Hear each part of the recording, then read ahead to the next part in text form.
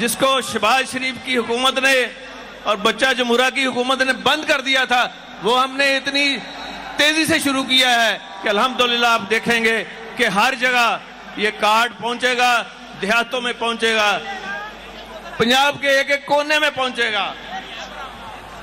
उन्होंने तो सिर्फ अपनी जेबें भरी हैं, किसी के दुख दर्द में शामिल नहीं हुए।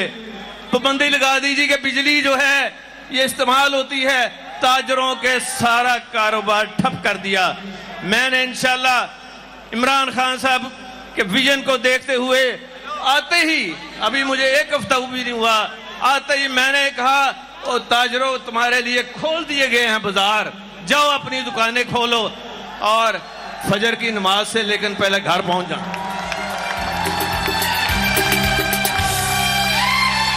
और मैं अभी यहां बैठा हुआ अपने कायद इमरान खान साहब के साथ ये मैं बात कर रहा था कि खान साहब, ये जो आपके कारकुन हैं, मैं इनको सलाम पेश करता हूं।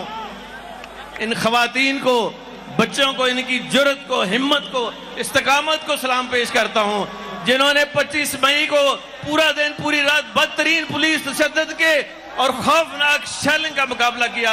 इमरान खान के साथ खड़े हैं। ये एक बहुत बड़ा असासा है, जिसका इतना बड़ा असासा हो वो कभी नहीं हार सकता। वो इंशाल्लाह अल्लाह ताला फतह उसको नसीब करेगा। और